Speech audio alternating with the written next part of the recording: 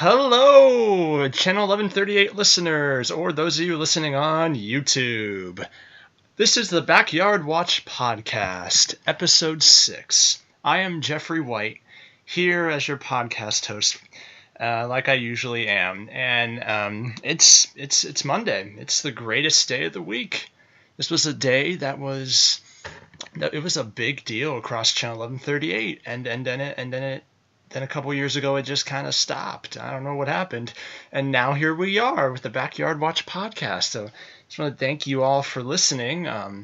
As I said, I'm Jeffrey, and my good buddy and co-host Eric Wall, he's unable to join us today, which really stinks. But it's because he had some family obligations. He wasn't able to be in a quiet space to record or anything. So that kind of sucks. I miss Eric, cool guy to talk to, obviously, if you've listened to prior episodes. But despite that, I am not alone. I have two awesome guests here today to talk about some jolly stuff.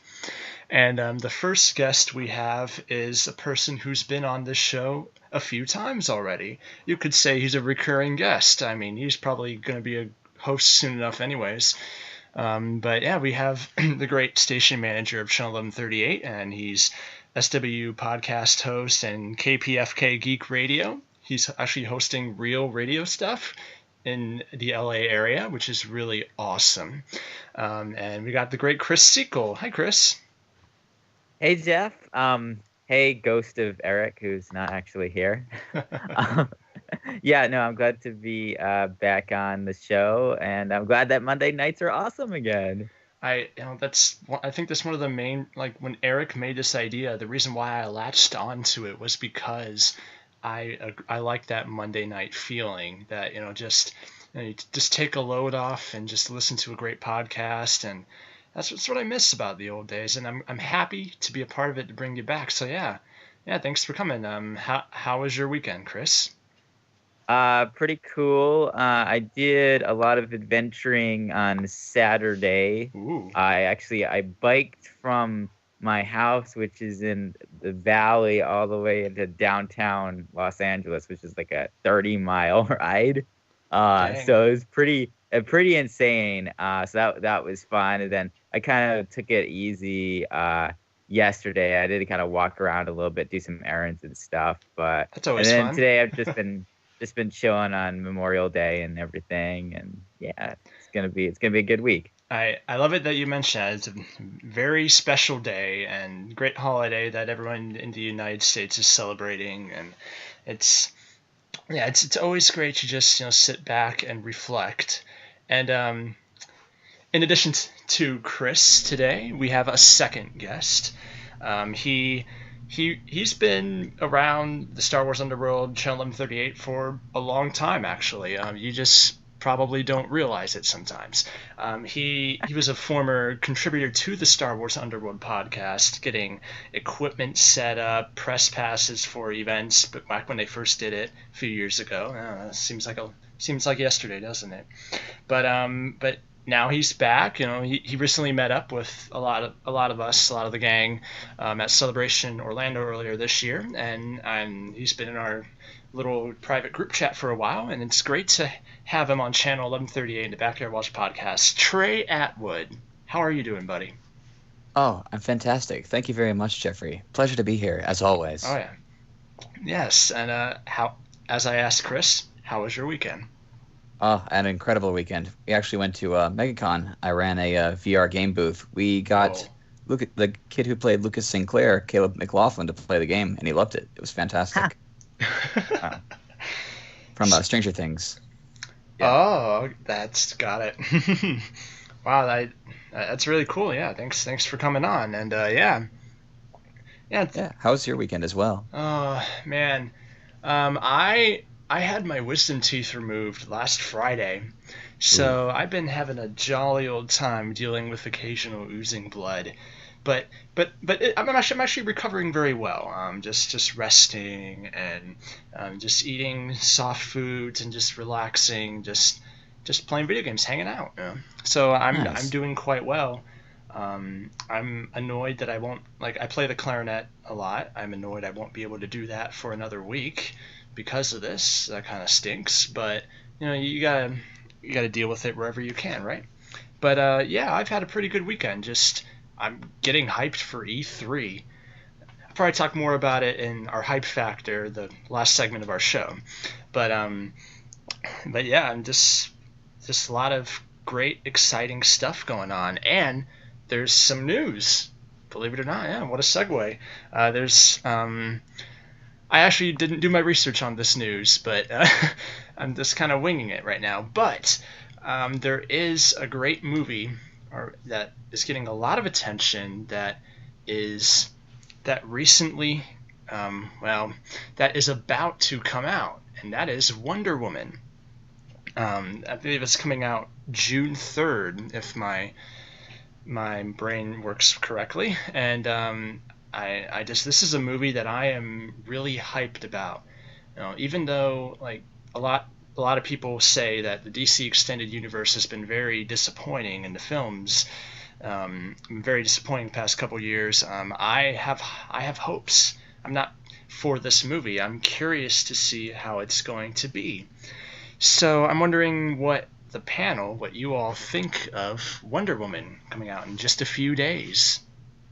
I'm pretty excited for it. And that's saying something because I'm typically not excited for DC films because they've been kind of hit or miss lately. Wait, so you weren't excited for the Dark Knight trilogy? Those were DC films. Recently, oh, like gotcha. in the past 10 years. In the past 10 years, I was so young when Batman, I think it was Batman Begins was the first one. When that one came out, I was so young. I don't even remember the hype or anything for it. Don't remember the hype. And then, yeah, I remember the hype for Dark Knight and the whole thing, with Heath Ledger passing away after filming that movie. I remember all that, and so but I don't remember Batman Begins and the hype because I was too young at that point. So, yeah, no, those were the last, those are really good. I love those films, obviously. But in the past, 10 years, DC's been kind of rocky, and hopefully this is kind of the turning point. That's what I really hope, is that this movie is kind of the first, kind of really solid DC movie, and then after that, all the other ones, the Justice League and the Batman movie are better, hopefully. Well, I love your idealism, Chris. Just the idea that it's going to get better. That even though it's been a very rocky start to the universe, that it's starting to get better. I'm also getting hyped for Justice League, and I don't know what the heck to expect out of that. But yeah. But anyways, Trey, Mr. Atwood, what are your thoughts about this?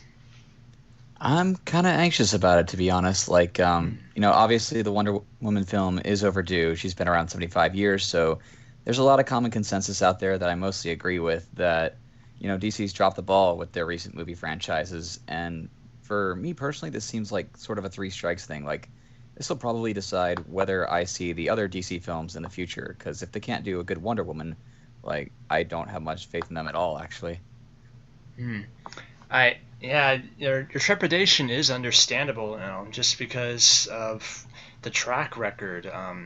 But I don't have the info in front of me, guys. But isn't it doesn't Wonder Woman have a different crew? Obviously Zack Snyder's not the director, but it's having a different crew. Is that right? I think so. Let me see. Someone's just gonna have to Google it. I'm doing that right now. I got it. Yeah. It looks like some of the crew's the same. The producers, a couple of them, Zack Snyder is one of the producers, but he's not the director. That's Patty Jenkins. Charles Roven, Deborah Snyder, and people who've worked on other DC films. So with that in mind, I do understand. I am a little nervous about this film as well, just because of how these films have done, and it really stinks. I wanted them to do well. I love the DC universe. the video game Injustice 2, the DC fighting game, just came out a couple weeks ago. Like, it's getting me so hyped. But it just sucks that their movies aren't doing as well.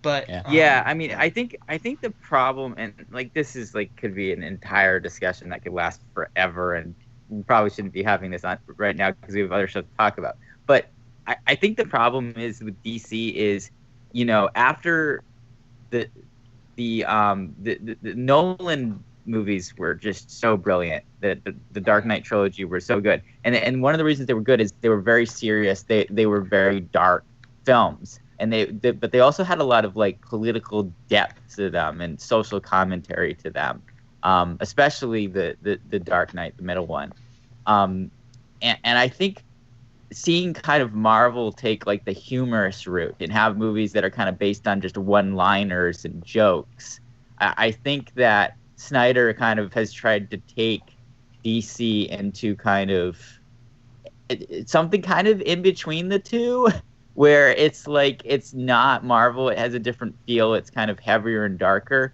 But I think the problem is that it just hasn't gotten to the depth necessarily. I think it's felt kind of like superficial and forced and not as natural and real as the Nolan films. And so I think you get in this kind of like weird surreal zone where you kind of feel like the movie's just almost a parody of the Nolan films in a sense, where it's like, it's like, hey, wink wink, we're dark too, we have depth too, but not really. Like, it just doesn't. I think that might be one of the problems, and hopefully these films they find a little bit in the future, they find a little bit better of a balance where, because it is a superhero film, like, and these are superhero films, like, I think they need to take themselves a little bit less seriously and kind of have something that fits more within kind of like the Marvel range, because ultimately DC and Marvel shouldn't be the franchises shouldn't feel like completely different franchises. They should feel like competitors. They should feel like things that could cross over at some point, just can't because of the fact that they're owned by different people. I do agree that it does feel like a compromise on like both formulas. When like you said, the Nolan and the Marvel movies, they're sort of half trying both of them, and it just hasn't worked so far, is what I think. Yeah, like, if I were to make a suggestion overall for the direction, like, for the extended universe, they did a great job putting Jeff Johns in charge of a lot of their operations, because he's a comic book writer. I believe he's the CCO of DC Comics, like, just getting someone who is more versed in the comic books rather than like a fan, like. But I also agree that DC should try to make their own tone, and maybe they tried to do that in the concept phase, but during production of these films it didn't pan out like that. So Suicide Squad, like, that was a vastly different film from Batman v Superman or Man of Steel, just in that they're just like blowing stuff up like woo, And I will say that, like, Suicide Squad, while it's not like the best film, like, I think most people give it like a 7 or 8 out of 10. So it's solid. But there's plenty of Marvel films that are way better than it, especially recently. There's so many, like, but there's been like 3 or 4 Marvel films in the past few years that are like 10s out of 10s. But it's still better than the Zack Snyder stuff, because they did try to shake it up a little bit.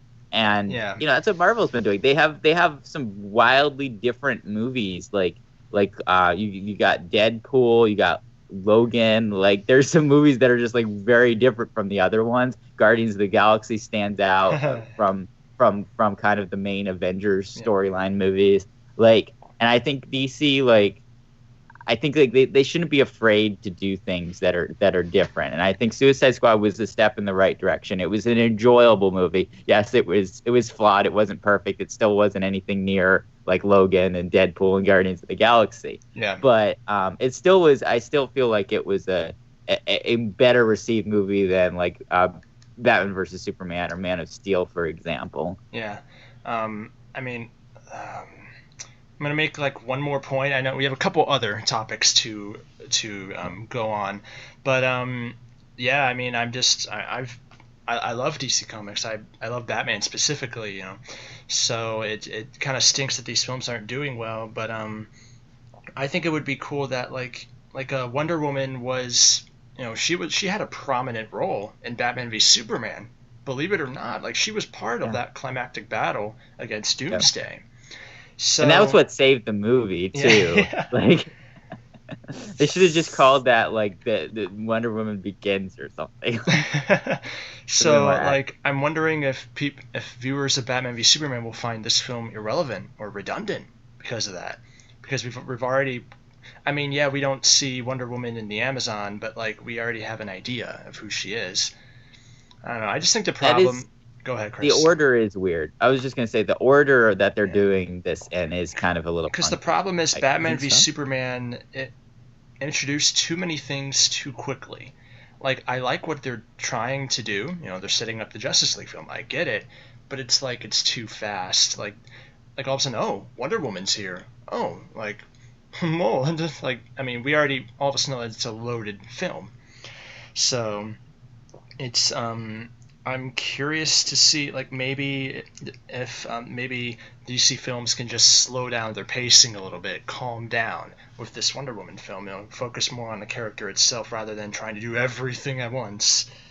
Yeah, well, I mean, look at kind of with Man of Steel. The thing that disappointed me about that is I feel like it should have been like more than one movie. Like I really wanted to see like an origin Superman movie that focused more on him growing up on Earth, kind of like a Smallville on the big screen. That's kind of what I really wanted to see because we've already seen like the Christopher Reeve films and like the films that focus on just Superman once he's Superman. Like, and I was kind of disappointed. Okay, I gotcha. Yeah, more of the growing up part. I was disappointed that it was just a bunch of flashback sequences. Like, I feel like. Oh, go ahead. Sorry. I was just that's one of the things I didn't like about that movie that kicked off this whole thing. I do feel like in regards to actually moving pacing itself, that they're still trying to play catch up with Marvel, so that like restricts them in their ability to churn out slower films, because the superhero movie hype will eventually die down. And they're still trying to like ride that wave right now. Like genres eventually die. There was a pretty good movie or video series by Nerdwriter which covered how Logan was sort of an analogy for the superhero film genre getting old in itself. Mm-hmm. So I do see some parallels also with them like trying to not be Marvel, but like have Marvel success by pulling elements from it. And maybe I'm reading a little too much into this, but the timing of the Wonder Woman film, like them going like back in time in their timeline, is similar to Captain America: The First Adventure being introduced as sort of a parallel figure for that like outsider out of time character as well. Yeah, I was just thinking, that Wonder Woman is kind of a mixture between Captain America and Thor in a sense. Like she's got kind of the royal element and the power element that Thor has, but then she's in with the timeline. There's a lot of parallels with Captain America. So I mean, I think they're set up for this to be more successful, at least from like a film critic point of view and from like a hardcore fan point of view. I think this movie is gonna be better received than the last two films in this section of the universe. But again, you never know with like the general audience if it's gonna do as well financially, because I do feel like that Superman and Batman are kind of more well-known characters in the mainstream than Wonder Woman. So it wouldn't surprise me if this film like doesn't do as well financially as Man of Steel, and or I think Batman versus Superman is the one that's made the most money of the two. So I don't think it's gonna do. It may not do as well as that, but I think what's more important is that they right the ship with the kind of the fans and the critics, I think. Exactly. Anyway, it's some great points. Yeah. So Wonder Woman's coming out. I believe it's June 3rd, which is a week from today. Am I right on that? That's a weird date. 5 days. In 5 days from now, Wonder Woman. we might have a more detailed, we might have a reaction to that on next week's Backyard Watch podcast. Fingers crossed, who knows? Okay. But I just want to move on to another subject that we'll just broach upon really briefly. That this film, I was wondering if any of you saw Pirates of the Caribbean: Dead Men Tell No Tales. I have not seen it yet. I haven't either. All right, we'll save that. We'll have a Pirates of the Caribbean episode sometime this summer. I'm sure Nicolette would be very pleased to join that one. On the hype factor, yeah. Oh yes. Oh yeah. But yeah, we've talked a bit already. A great intro to the show, and now we're going to go to our main topic, the main topic of discussion, and that is of a recent film that came out and part of the bigger franchise. A film that I'm not very familiar with the franchise. Like I've heard of it. I know like it's like a sci-fi horror type franchise, but I've never seen the films. And I'm referring to the Alien franchise. Now, the two guests that I have here on the Backyard Watch podcast they've seen the recent movie Alien Covenant, and they probably have a vast knowledge of the Alien film franchise, and I'm just curious what the panel thinks about this movie. So first things first, explain. There's always going to be a listener who isn't sure about a certain subject, like me. I kind of know what Alien is, but I've not really experienced it, so I don't really know. So you described it. You described it accurately. I mean, from what I can tell, it is kind of like a crossover between the science fiction and the horror genres. So, if someone hasn't seen it, the best thing I can say is just go see it, obviously. I mean, you can either watch the movie that's in theaters now, you can go back and watch movies that have come out before. They're kind of loosely tied together, so the order doesn't super matter, in my opinion, of what you watch them in. There's also a lot of weird sequels that I haven't seen all of them that are produced by and directed by other people that are out there too, but I've heard that some of them are not really the same quality as kind of the main films are. And I guess I would just begin this discussion by saying that I'm coming at it from the perspective of someone who just started, the first movie I saw in this franchise was Prometheus, which came out several years ago, and that was like a prequel film. So I saw that first when it came out, and then I saw this movie, Alien Covenant, which is a sequel to that film, which is in theaters now. And then I went back and when I watched the original Alien film that takes place after that, afterwards. So I watched them in the chronological order in universe, and I'm 3 films in, and I haven't gone on to see Aliens and Alien versus Predator and all the films that happened after that. So this is something that I've done very, very recently, just in the past week, with the exception of seeing Prometheus, a few years ago. So I'm looking at it kind of from the perspective of someone that, Alien, I didn't grow up with it. It didn't really influence my life any. It's just something that I'm looking at kind of objectively, face value, as entertainment in today's world. And so my opinions are going to be kind of they're going to be a little bit, what's the word I'm looking for? They're coming through that perspective, as opposed to some people. I think a lot of people grew up with the Alien movies. A lot of people, so there are people out there obviously who saw the original ones when they were in theaters back in the 70s and 80s, and they're going to have probably a very different perspective on the films than I do, and a very different perspective on the new film, because they're going to be comparing it to kind of what has been a part of themselves for a while, whereas I'm just looking at them as films that I'm just watching independently of really any other experience. That is very interesting. It's just Chris weird. Is definitely for me. right, by the way. Yeah. I saw the Alien trilogy, the original, in order, and so my perspective of it is very much affected by what I originally saw, and that's very heavy. James Cameron, Ridley Scott, back in their prime kind of setting, as well as with their presentation. So what were your thoughts on it, Chris? So it's basically my overall opinion is that, and it's difficult because I feel like I need to go back and watch Prometheus again just to make sure, because it has been a few years since I've seen it. So I've forgotten some of how it made me feel. But I do feel like Alien Covenant is the best Alien movie that I've seen. Really? Like, yeah, because That's interesting.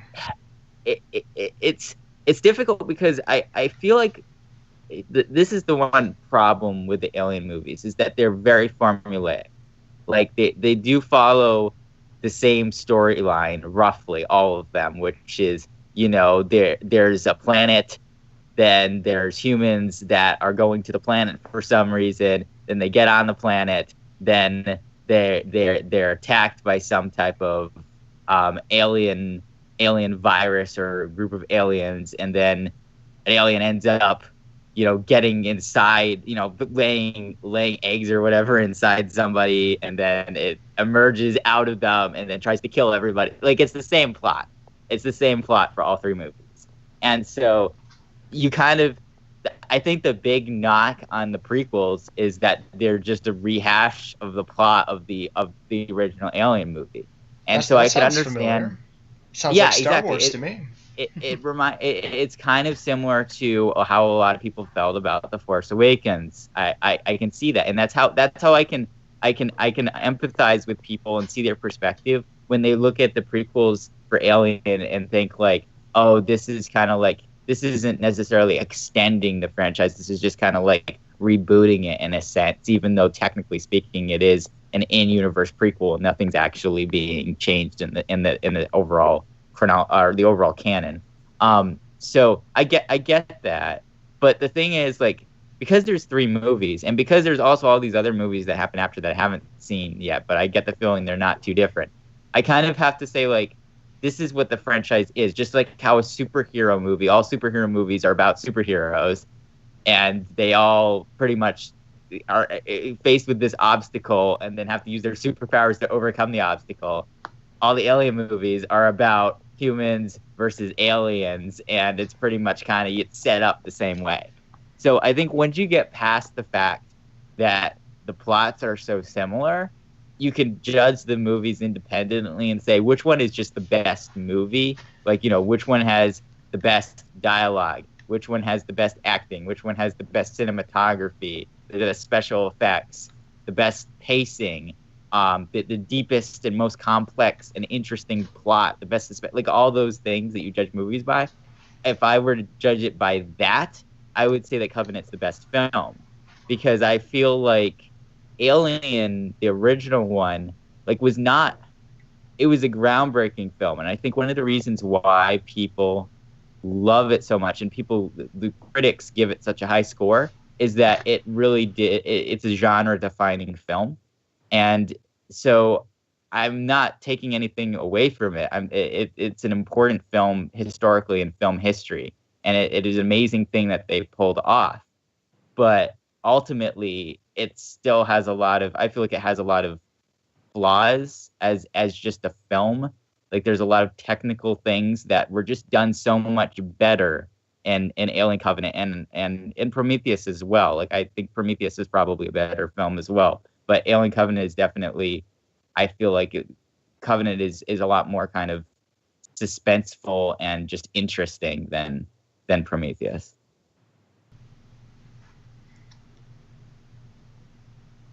Any thoughts, Trey? Oh, definitely. So, like, the counterpoint to that, like, the Alien movies are definitely formulaic, sort of like the way, an episode of House is. It's not about the general situation, but the method of how they solve that mystery and the problem in that case and the personalities that are involved in there. And when it comes to Covenant, I really didn't feel like they had any strength compared to the old ones. Like, Ripley had a simple but very solid character arc. She starts out a scientist who's like an explorer on this odd planet, and she has to like adapt to her situation and become more of a survivor in the face of like this alien horror. It's about isolation and vulnerability in the face of fear. And I didn't feel any connection to the characters of Covenant because, one, they like threw 10 of them at us all at once. And so I was having trouble remembering people's names. The other thing was they apparently couldn't afford James Franco for the whole thing because they showed him Really? in the short before the movie. Like if you go onto the Facebook page and you watch the Alien prequel short, James Franco's in like this 5-minute short with Danny McBride. So before the movie came out, I'm like, is this a comedy? Because they have that pair together. But spoilers, James Franco doesn't even have like a speaking part in the movie outside of like a sort of pseudo flashback, like he's on a video of a tablet for like 5 seconds, and other than that, he just like gets burnt to a crisp, not even by the aliens when the movie starts. Why do you think that is, Trey? I mean, James Franco, like everyone associates him, like he's a very popular actor associated with it. Like, why do you think that's the case? It may have been a scheduling conflict, it may have been a budgeting conflict, but I did notice that a lot of these actors seem to be sort of either knockoffs of name brands. Like there was someone who looked vaguely like Kristen Stewart, someone who looked vaguely like Charlie Hunnam, and then there's like the B-listers like Danny McBride. And you know, he's like a top tier comedy actor, but this is a horror film for a franchise that's been revered for some time. So I thought it was an odd choice to have him here, and it might have just been a pairing thing where James Franco goes like, "Hey, I got to deal with aliens. Like, you want to be in the movie? Yeah, sure.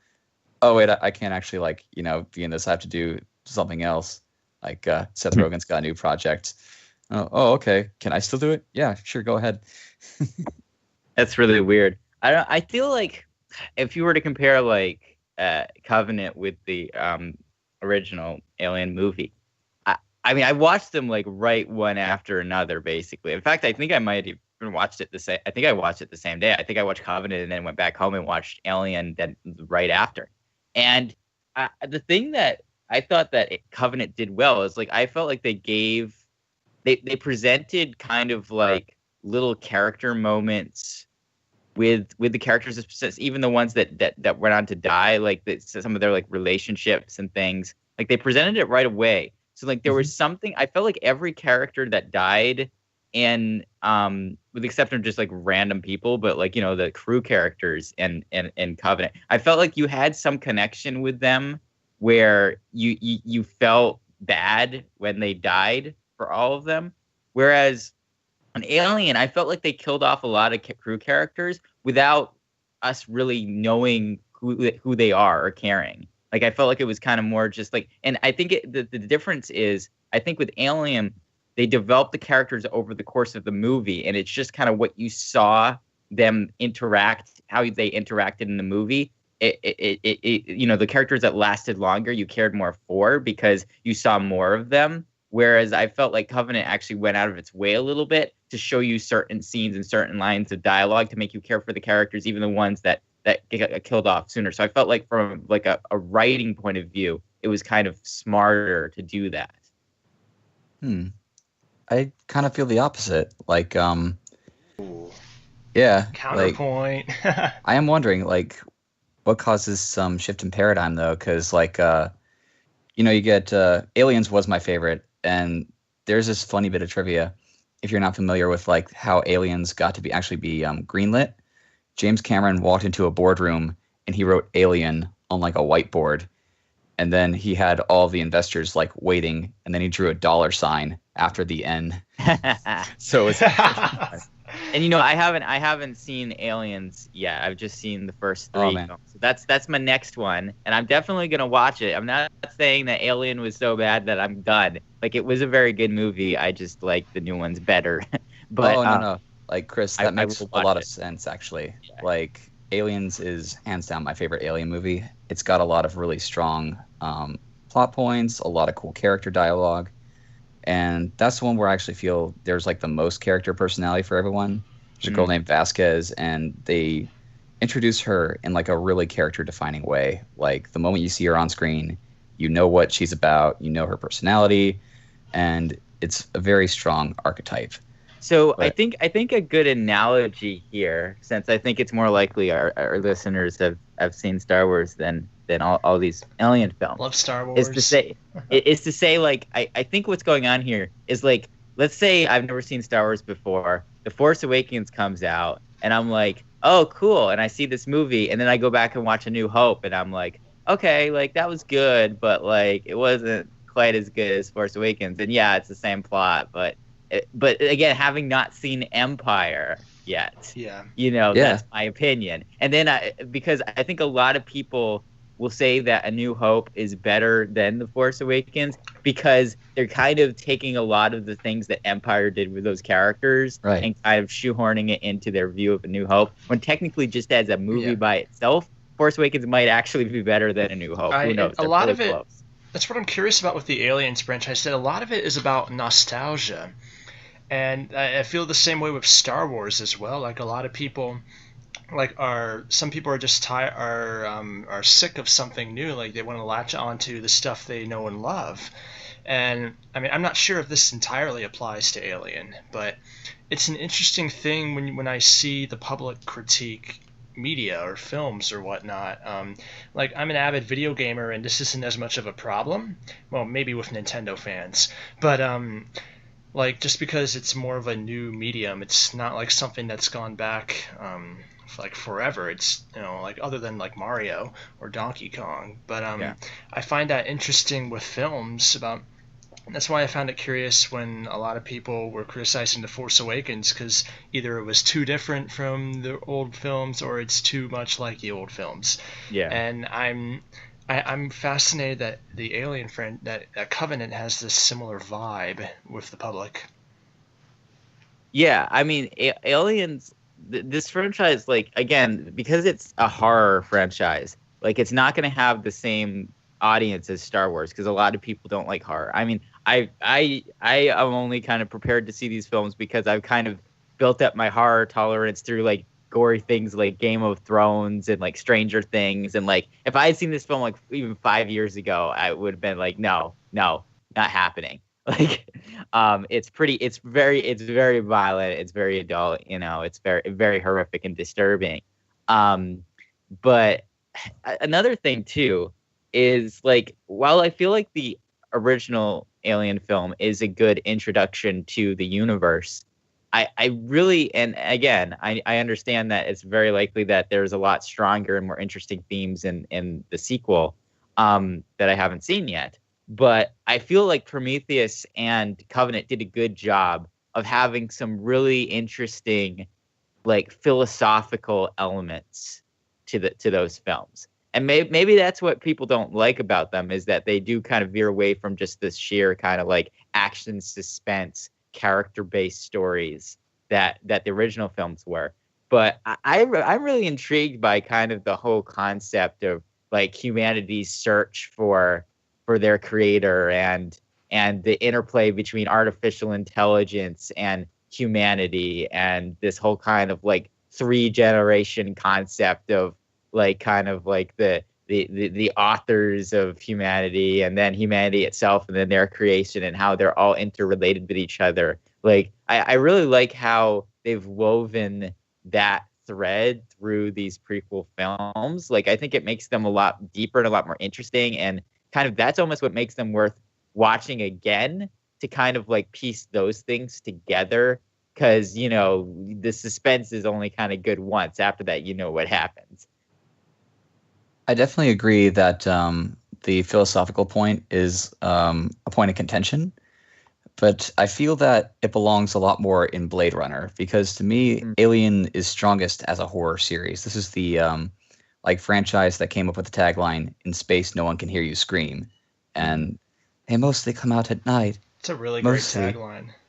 Yeah, exactly. Like it was the original Aliens trailer, and it was a very catchy one. But yeah, I didn't like it mostly because it felt like whenever the philosophical points came around that they were trying to condescend to me.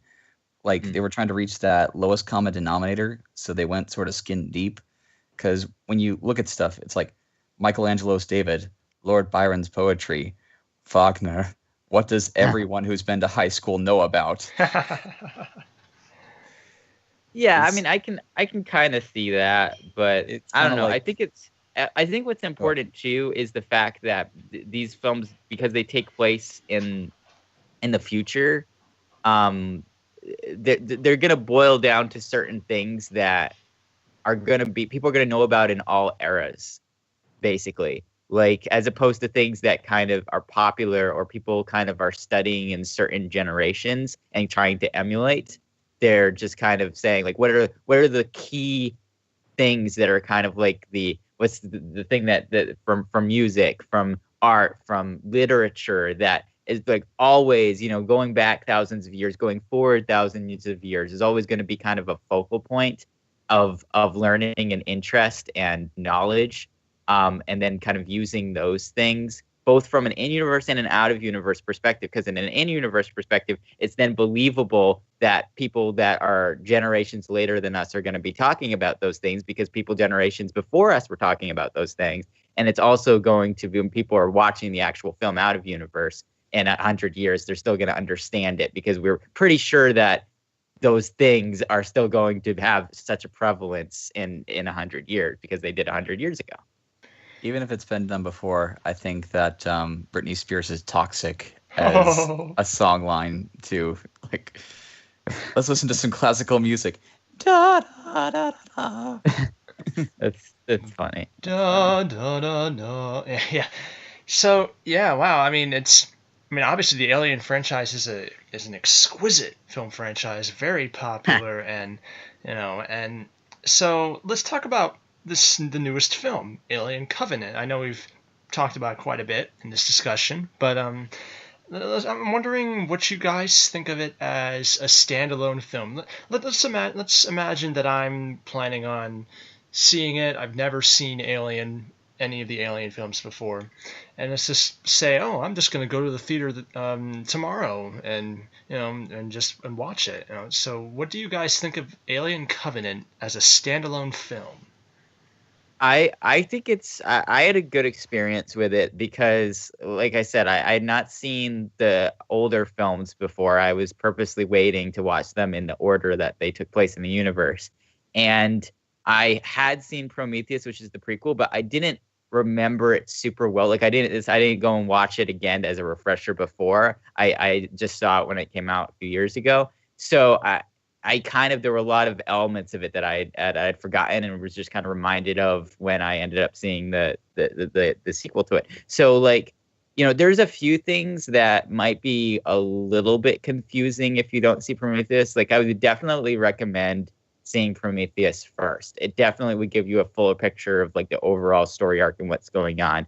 But in general, it still was I felt like it was a very good experience just to sit down and watch Covenant and theaters. Like the movie kind of intrigued me and entertained me throughout, and it definitely kind of, I didn't feel like it really dragged in any places. I felt like that the pacing of the film was pretty good. Like I thought it was cut kind of really cleanly, where it just kind of went from one thing to the next, and towards the end definitely did build up, and there was definitely your twists and turns as well that kind of made it interesting. So I don't know. I would say that again, the caveat with this franchise and this film is you got to be able to handle a certain amount of horror. Like I wouldn't say that this is kind of like the kind of cheap jump scare horror that you'll see in a lot of films. Yeah, it's not. Although there's a scene. I've now I can't remember which film it's in. Trey, you probably would know. It was either in this film, but I think it was in Alien. I think it was in the original one, where there's a screen and somebody gets there's a jump scare on a screen, and I'm like, that's exactly like Five Nights at Freddy's. I wonder if that's the inspiration for that. It was funny. I am for the record, I am very excited to hear Trey's counterpoint. Okay, Freddy's? Oh, to whether or not this is a good standalone film? Yeah, to Covenant. Yes. Yeah. I do recommend you'd see Prometheus first because it will answer some of the questions. It didn't answer a lot of them for me. Why Country Road? How did she, there's a song that plays. It's Take Me Home Country Road, Ooh. which the country character recognizes being played through space, and they pick up the signal and follow it to the planet. That almost sounds like a plot device to me. It does, but it's not explained very well. They never find out how she was able to send it, why she sent it, because she knew she was in trouble at that point, and she wouldn't she was doomed. to that point as well. It's 2 hours long, and you don't see an alien until you're about an hour in. From then on, it's still pretty rare. There are a lot of philosophical talks, so if you like those, you're good. But between those, you have instances where the characters are killed by their own stupidity and clumsiness. Like 2 characters were killed by tripping in the same blood pile that was caused by an alien like popping out of one of them. And also everyone's married. So there are about 10 characters, and when one character of 5 of them die, there's another one of the 5th that's paired off, and they're like, "No, not my spouse." There were some plot holes that I really wonder why they were there. Like there was this thing with an ion storm. So they find a habitable planet and like they question it, but they go for it anyway since they don't want to go back into cryostasis. So this very strong iostorm, which they see from space, by the way, causes interference with signals. They send a ship down anyway. Once they're on the planet, they get like static intermixed with the occasional like message sent back and forth. You know, just the few seconds that can't convey what's necessary conveniently. So Tennessee, the sort of second in command who's on the ship versus the actual second in command who's on the ground. Tennessee on the main ship over the atmosphere is like, bring the ship in closer. And they're like, sir, there's an ion storm. That's going to damage the ship. Like, I don't care. Bring it closer. So we can like try and talk to them, which would have been fine if they didn't have another ship in reserve the entire time, which could have like flown through the ion storm to make regular contact, which they do later in the movie anyway. Well, I think wasn't the idea that other ship, they weren't sure whether or not it would be able to survive that, and it was kind of just an educated guess because it's typically used for only transport on the surface? The alternative to that, though, was risking the whole ship anyway, which was carrying that subship.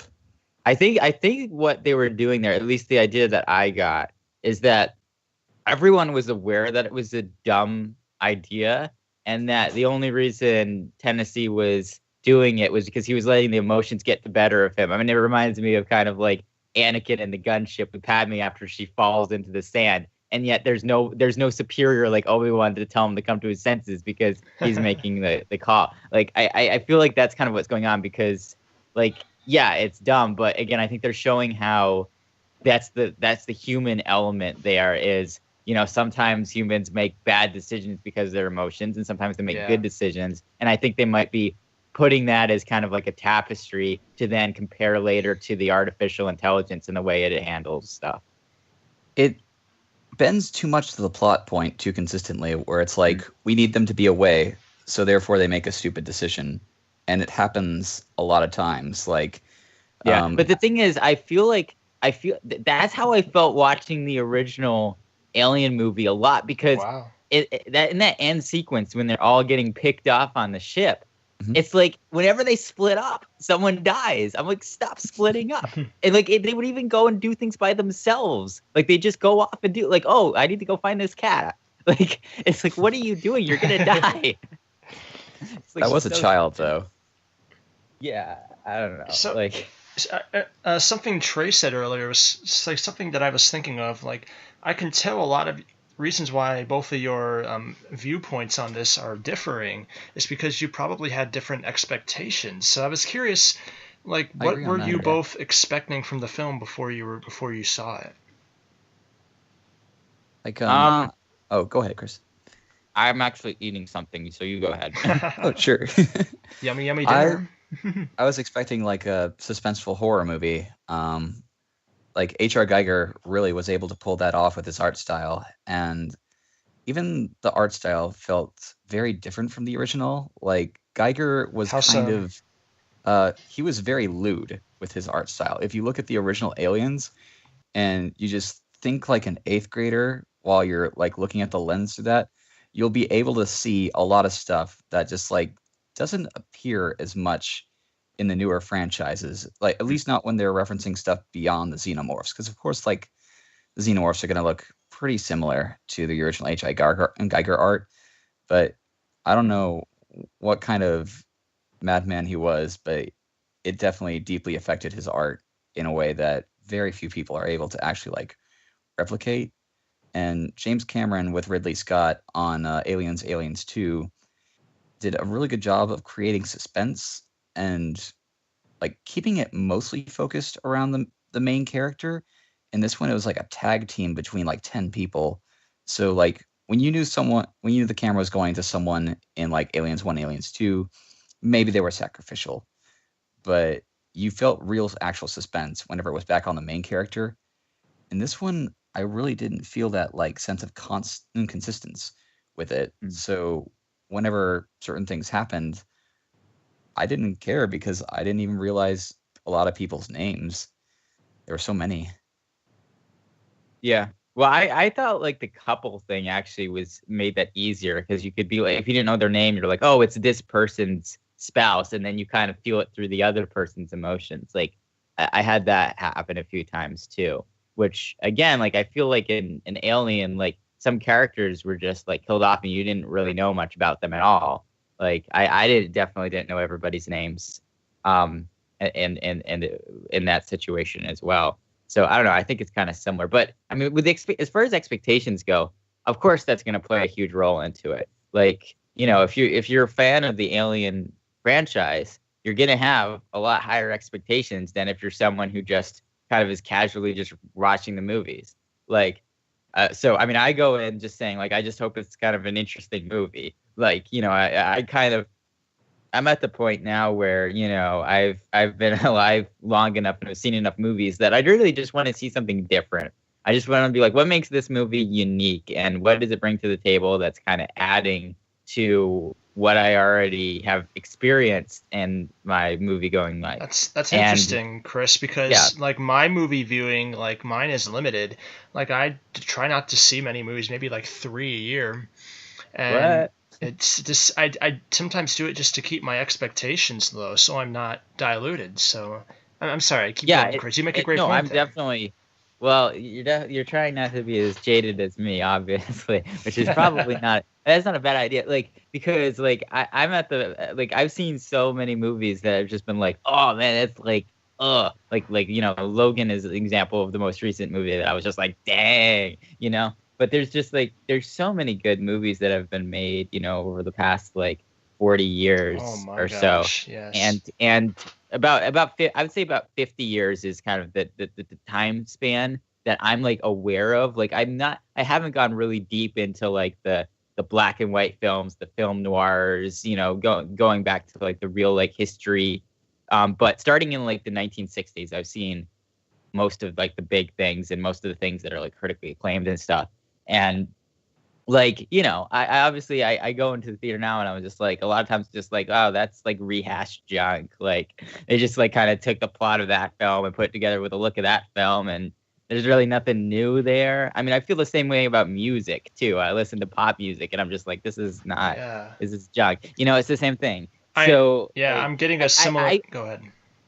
Well, I was just gonna say that I feel like I don't know, this movie I didn't and maybe, you know what, it's kind of funny, but maybe the reason the fact that I watched this before going back and watching the original like was one of the reasons why I didn't feel like it was rehashed, because I wouldn't know. I'm not as familiar with that genre, especially like the horror genre. Like that's the one genre that I'm pretty unfamiliar with because I'm not a big fan of it. So I've not seen like the Friday movies and the Texas Chainsaw movies, and like there's like tons of really big franchises in the horror genre that I've not even seen and only know tertiary things about from references and other things.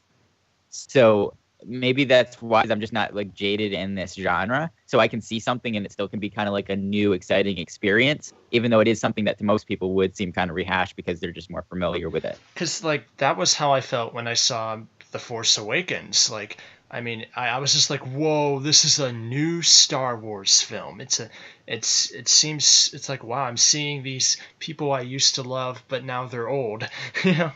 And I didn't think about it like many people did. Many people thought of it like, oh, it's just a rehash of A New Hope. But yeah, I thought of it like a new perspective. Like I came in there with no expectations. So I think I love having that viewpoint, and I hope many people had that for Alien Covenant. Well, I did. So that's one person. Yay! It's definitely a possibility. Like, Oh, I do have to ask though, Chris. Yeah. Like you saw the twist coming though, right? Yeah, I did. I did. Okay, what was the moment where I said, oh, okay, I'm not going to say it because this is big and I know a lot of people probably haven't seen it yet. But okay, Like so there's a me. moment when there's two characters that are fighting and it looks like one character is going to kill the other character, but it cuts before you see it. And then there's another scene that happens after that where you see something and you think back to that scene and then you think, I wonder what really happened.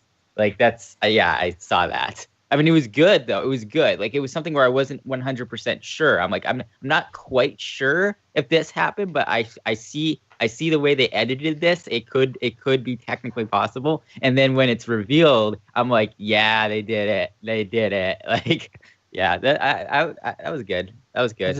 I didn't feel the satisfaction alone. I'm just like, oh come on, I know it's him, and you're not even gonna test it. Yeah, but like again, it's something where it was really, really subtle. Like I almost was like giving myself a pat on the back for being like, "Hey, you figured it out." Because I don't know if a lot of people would. Like it's kind of complicated to figure that out. Like you either have to be thinking at it from a writer's point of view and not an audience point of view. Like, hey, what would I do? How would I write this in this situation? Or you have to be really conscious of editing tricks. Which I was. I could just tell by the editing that it happened because they cut off a scene too early. And it was unnatural because this is a very gory film. Every death is shown in graphic detail. And then it's something's implied. Why did they do that? And then you realize that's why.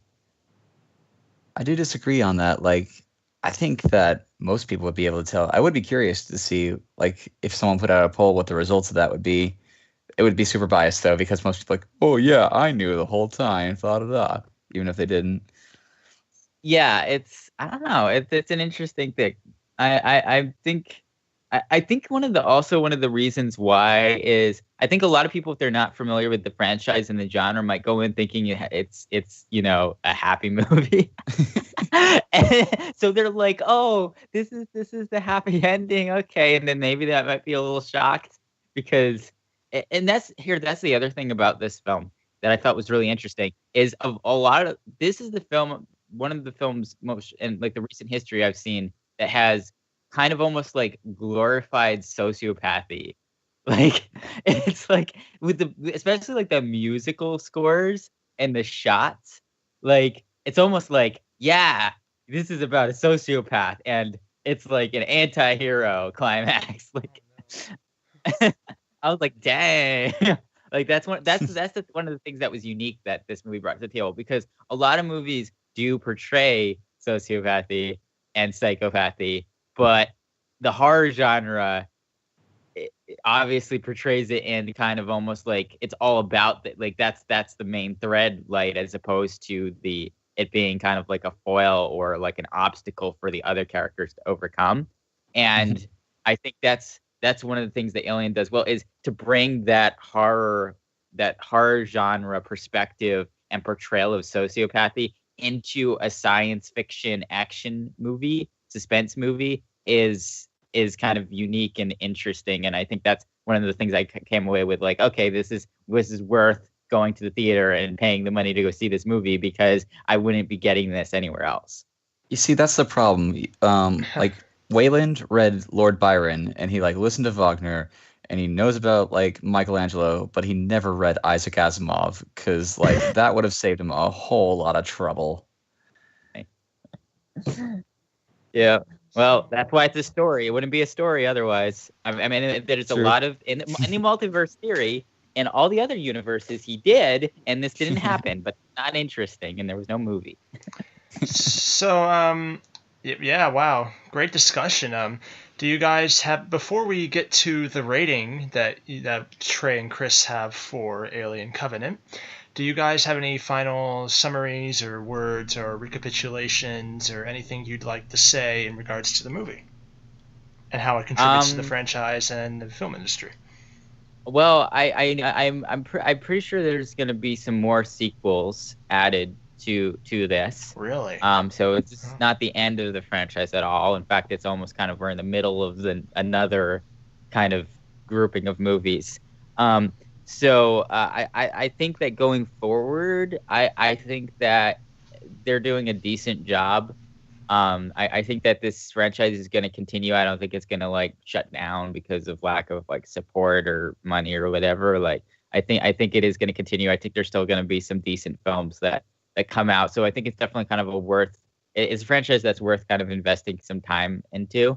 And in general, like I mean, this obviously I've been aware of the original Ridley Scott Alien for a while. Like I've always kind of known that it existed. I just had never seen it, and it wasn't until this movie that I was actually given the impetus to see it. So I'm hopefully, that movie is almost 40 years old. So hopefully, that a lot of people are going to now be, caused to go back and watch the original films and discover the good elements of those because of this film and because of Prometheus. So that's like, so I think they're doing a good thing here. Like, I think there's a good overall good effect to making more movies in this franchise. Trey? Well, personally, Chris, I was like really glad to hear your take on it. Like, I'd never considered that viewpoint before, but like this ultimately was sort of just a mismatch with my expectations. Like one of those horror movies you see where you're like yelling at the character, "You stupid idiot! You're supposed to do this. It's the most like reasonable, logical thing to do in this situation." But like, they're scared or they're dumb or like in a really weird case for this standalone case for this one, he's religious. So it's like fate must have brought us to this planet. So let's go to the planet. In the future, like I'm cool with Ridley Scott's like philosophical stuff. I do think it belongs more in Blade Runner though. Like it stands out a lot less compared to the like original movie trilogy and how that presented its own sort of like narrative form. I probably will end up seeing a third one though, if nothing else, to like hope that they develop some form of Ripley, because in this one, it really wasn't like that simple, arc of the hero that presents nice and strongly in action horror films, which was ultimately what was the best thing about Alien 2, was it was hybrid action horror, and Alien 1 made you like scared, but the action part of it made you feel a lot more empowered with it too. Yeah. Interesting. That's a great point. I mean, obviously, as I've mentioned before, I have not seen the film, so I can't really give a critique of it. But I am intrigued by some of the parallels that are used with other methods of storytelling, and that it sometimes sounds like they're copying devices and ways to make films. And while I can see how that is disappointing, and I've noticed that through many people in the public. But I'm intrigued that there are still films coming out from this franchise. Like when I was a little kid, I heard of the Alien films, but I never really cared about it. Like I never saw much of it until I saw a magazine cover story for the video game Aliens Colonel Marines. This article was in 2008. This was like 6 years before the video game came out. Eventually, the game was not well received. It wasn't very good at all, but it's what opened me up to the universe and made me kind of curious. So even though I haven't seen the films, I mean, I might see if I can catch this, like rent it from Redbox or on Netflix or something. So I am very curious to see how the films are, and yeah, that was a jolly discussion. I could not have done that on my own, so thank you. Anytime. Now, yes, Chris? I was just agreeing.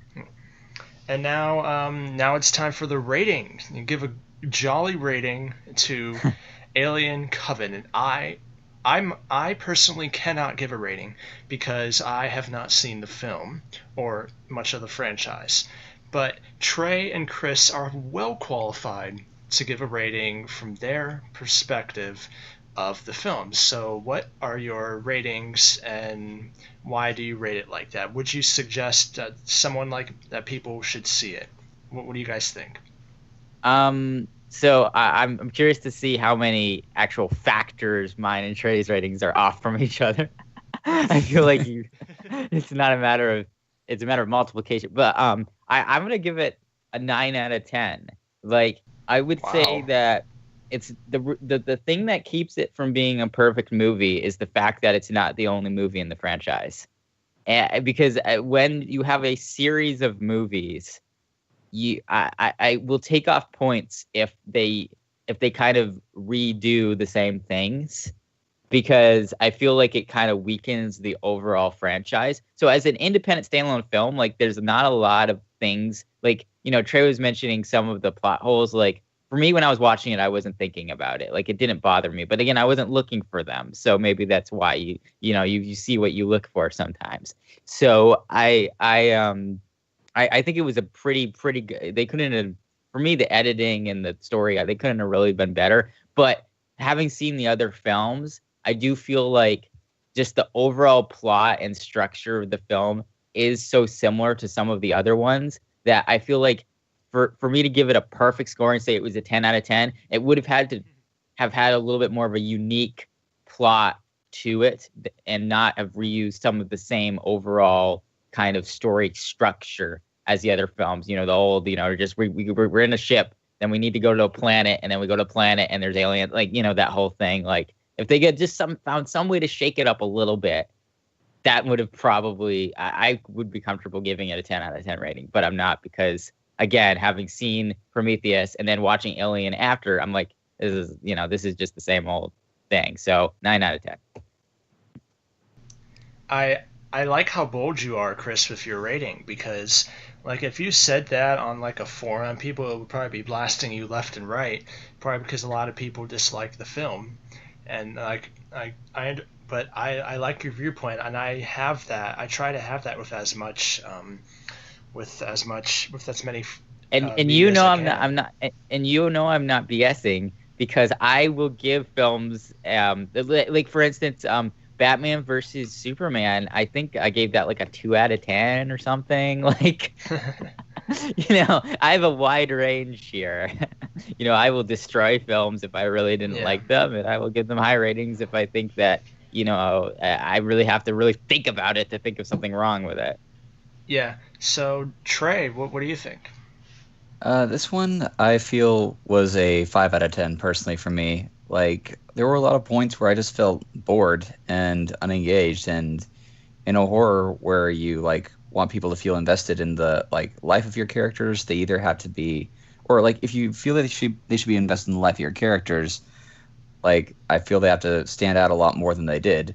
And if they're not important, then they have to be like fodder quickly. Otherwise, like I'm committing to learn names that aren't going to be important anyway. But I would definitely like add a caveat to the scale though, with that if you liked Prometheus, you will probably at least like Covenant. Yeah. Yeah, if I ever choose to see the film, I'll definitely see Prometheus. Yeah. Wow, it's some. Yeah, I think it's basically, as far as kind of like the order of watching goes. Like again, I've only seen 3 of them, but so far I get the idea that you definitely want to watch like the elements of the trilogies in order within themselves. But I think it doesn't really matter as much if you see like the original films first and then the new films, or the new films first then the original ones, because you kind of get different things out of both orders. I mean, it's kind of like saying with Star Wars, like, you can see the original trilogy first, then the prequel trilogy, or you can see the prequel trilogy first and then the original trilogy. I think the one thing you just want to avoid is you don't want to say watch like Covenant first and then watch Prometheus, because then it would be a little weird. Yeah. So yeah, wow. So that was a pretty jolly discussion. This is a little shorter than previous Backyard Watch podcasts, but well, none of the long tangents about amusement park rides.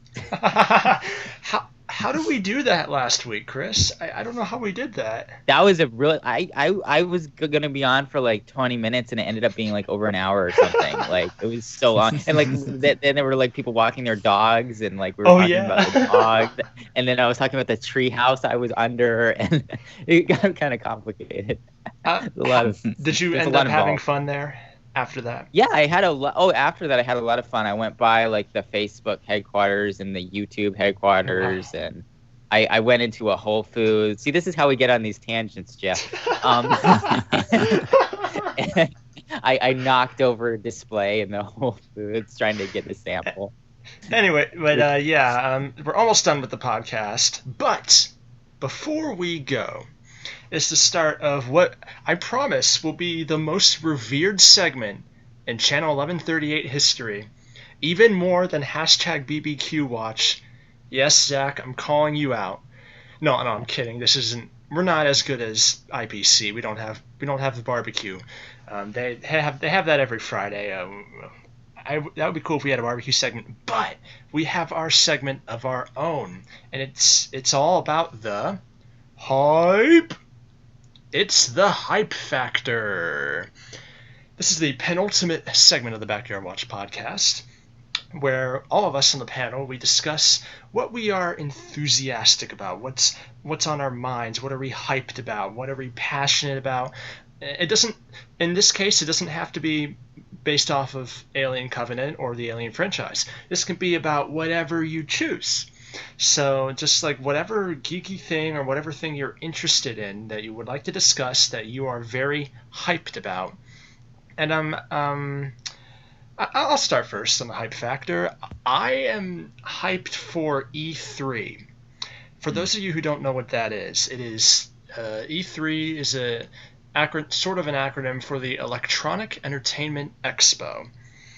And this is the premier video game convention that occurs every year. And I believe it is in LA. And this is where lots of video game companies show off their new games and what's coming out later this year for video games and whatnot. They have these really hyped up press conferences. Like last year, the PlayStation press conference, like they used a live orchestra.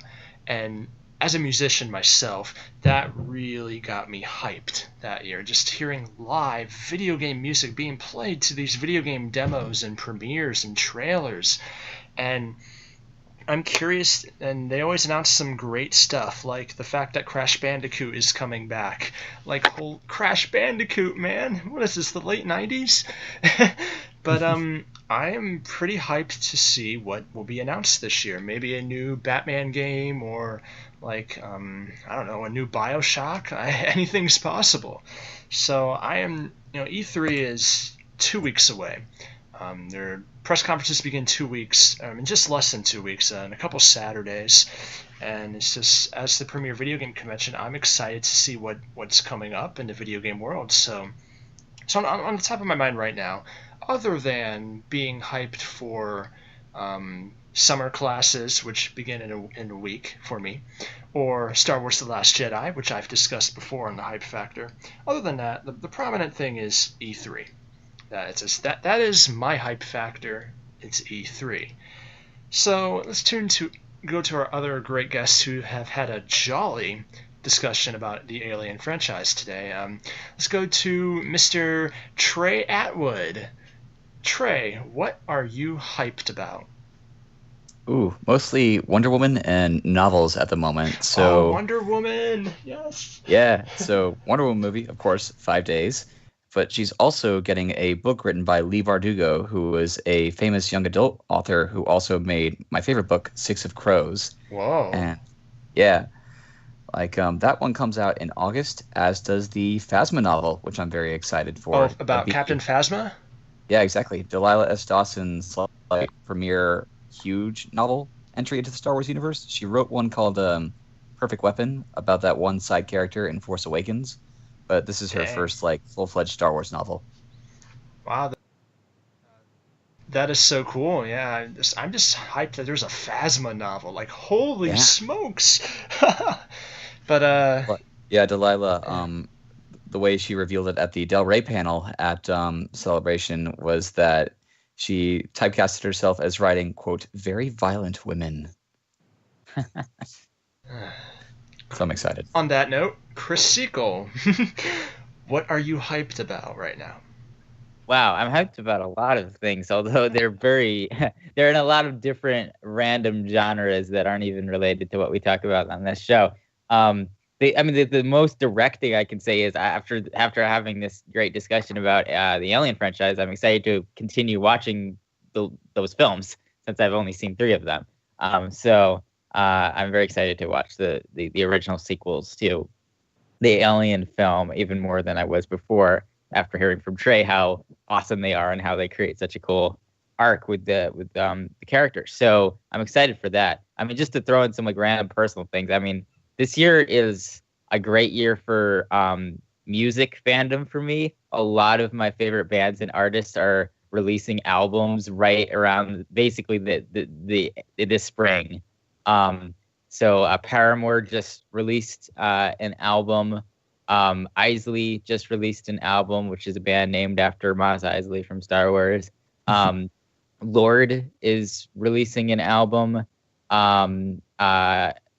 Ashley Ball, who is an artist that not a lot of people know about as a musician, but as a voice actress, she's most well known for voicing Rainbow Dash in My Little Pony, is releasing her first solo album after leaving her band in a few weeks as well. So there's a lot of crazy music things. And then I know this is absolutely cheesy, but Taylor Swift hasn't released an album in a long time, guys. It's Really? gonna happen. It's gonna happen. Yeah. Wow. Think about when was the last time Taylor? True. 1989 came out, like, I want to say like 3 years ago now. Like it's been a while, and so I'm curious to see just what the evolution of her style is. Like, are we gonna see 90s throwbacks, or are we gonna see early 2000s throwbacks? Because we've already got like the country dubstep album. We've already gotten the 1980s throwback album. You know, what's next? I'm curious. Wow, that is some powerful hype factors from the panel. Wow. When I was doing mine, I forgot about Wonder Woman for a moment. There's just so many things to get excited about, man. And I just, that was a jolly hype factor. Glad to see we're all excited. You know, a lot of times we critique stuff. You know, a lot of people are cynical on social media about the stuff they love, and they're just negative. You know, in a world full of negativity, I like to add some positivity with the hype factors to see how excited we all are. And yeah, that was very powerful. Yeah, thank you. That is it for episode 6 of the Backyard Watch podcast. This, before I advertise more about our show, I'll advertise more about our show. We are on every Monday night live at 7 p.m. Eastern, 4 p.m. Pacific on channel 1138, found on Mixler or channel1138.com. You know, a lot of great places to find that. And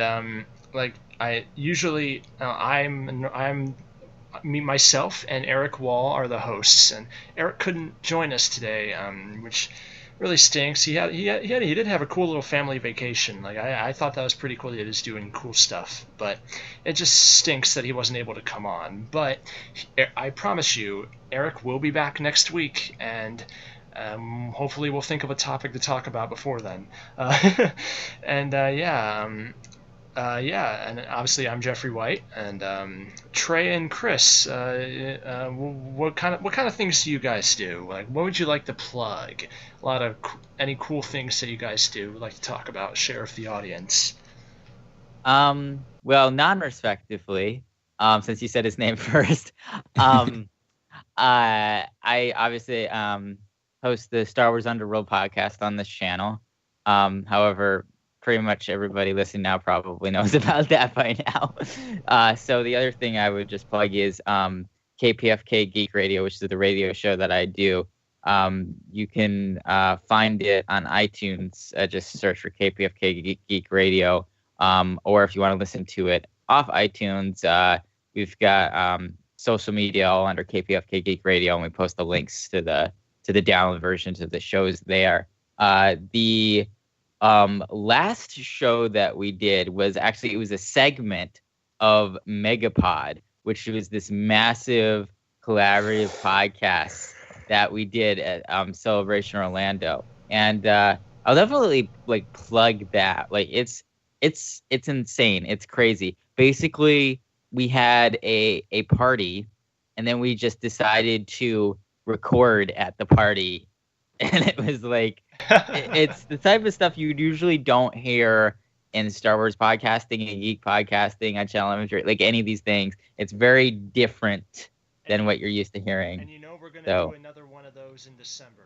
You excited? That's right. I'm excited. Yeah, no, the podcast collaborations are the best, especially when a bunch of people who usually are used to talking on Skype could just get in person and record together. You have very different dynamics, so it's really fun. So that to listen to that, I would say if you want to listen to the whole thing, the best thing to do is to go to makingstarwars.net and listen to the first episode, which was done on their podcast. Now this is podcasting. And then they've got the links in their description of their podcast to everybody else's and tells you what order to listen to. But there's it's a collaboration between, I think, 6 or 7 different podcasts. So you've got, the Star Wars Underworld is in there.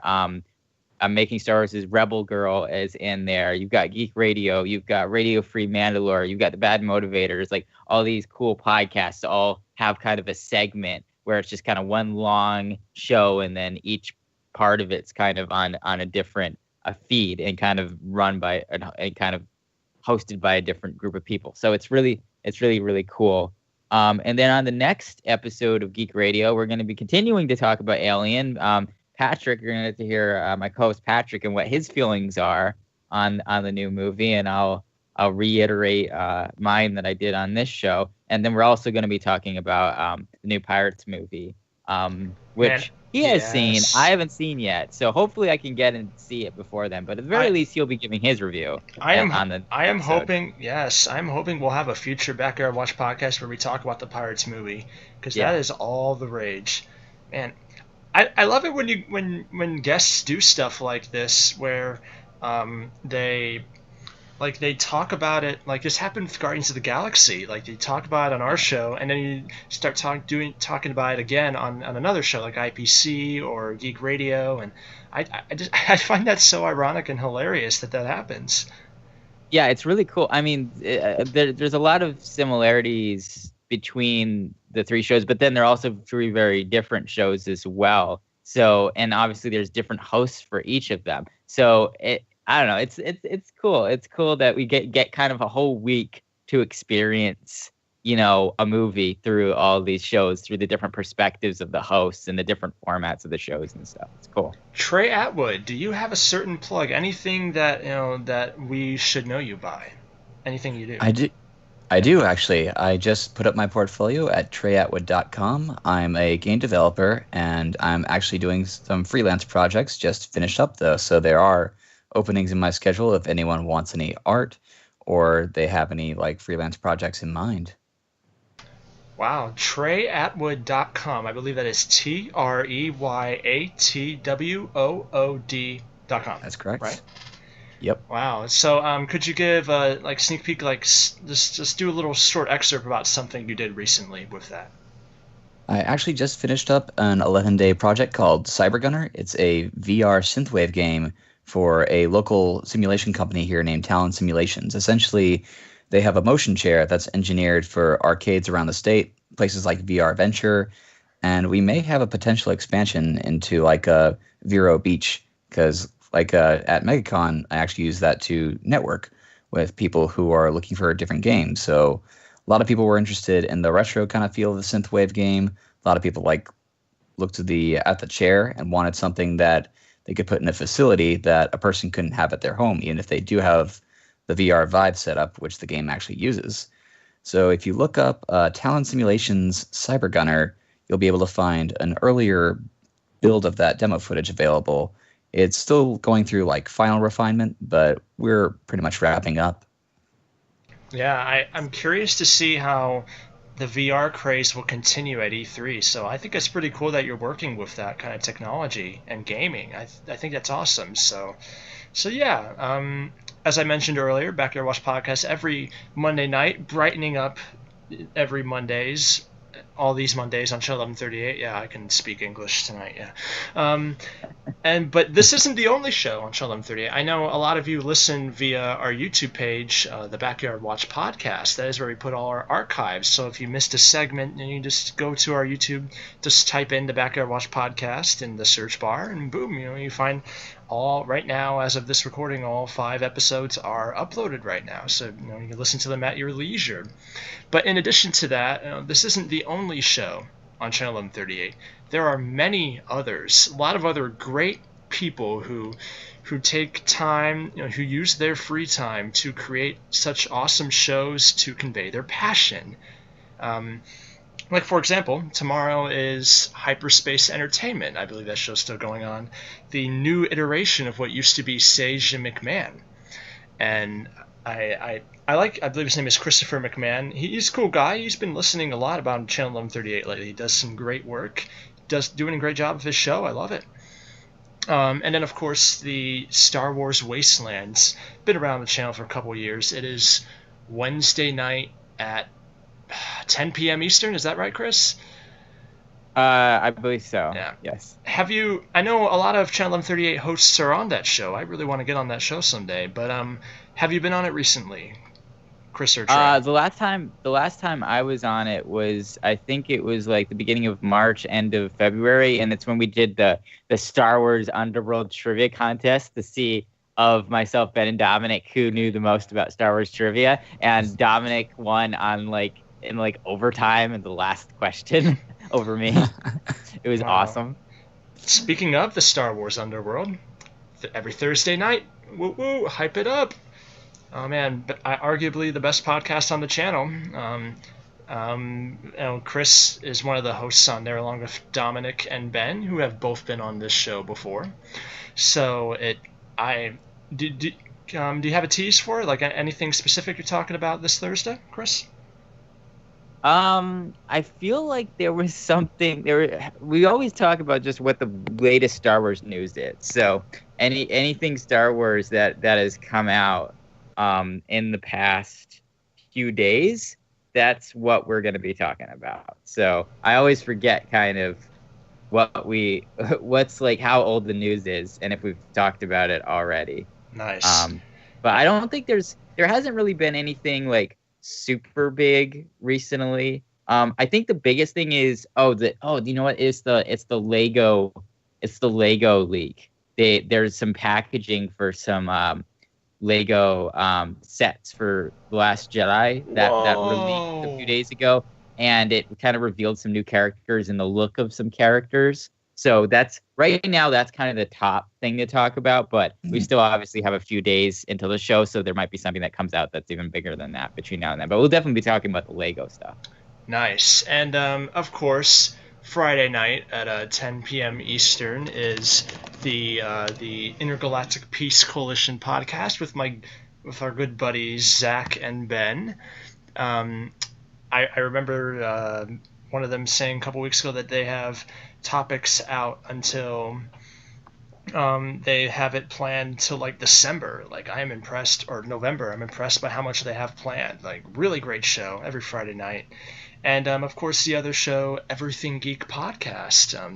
They're usually on Saturdays, but they do a lot of interviews. Rory does many interviews, like at random times on this station. It's super awesome. I think today or recently, Rory did an interview with actor Kevin Hudson. He was like, I think it was Cassandra's escort in Doctor Who, and like he's been on many television shows and whatnot. So like they always, Rory always has a good interview. They always get these guests coming out from left field, and it always surprises me seeing the diversity of interviews that occur. And I think it's a great thing, the Everything Geek podcast. So yeah, this is Channel 1138. Yeah. Just want to thank you all for listening to the Backyard Watch podcast. 6th episode going strong. Already right now it is, I believe it's almost the same amount as my old show #FluffWatch from 2 years ago. I think that went 7 episodes. We're really close, guys. We're really close. And I just hope just to keep riding this rocket ship straight to the sun. Yeah. And before we go, just got a little fun diddle to play for y'all for like 10 seconds. And yeah, thank you for listening. All our social medias are at BYWPOD. We have a Twitter, we have a Facebook. I mentioned our YouTube. I don't think we have a Google+. We do not have a Twitch, but I think we have an Instagram. I'll have to check with Eric on that one. But so long, and I wish I had a fortune cookie like Zach did, but this is not the Sprung Podcast.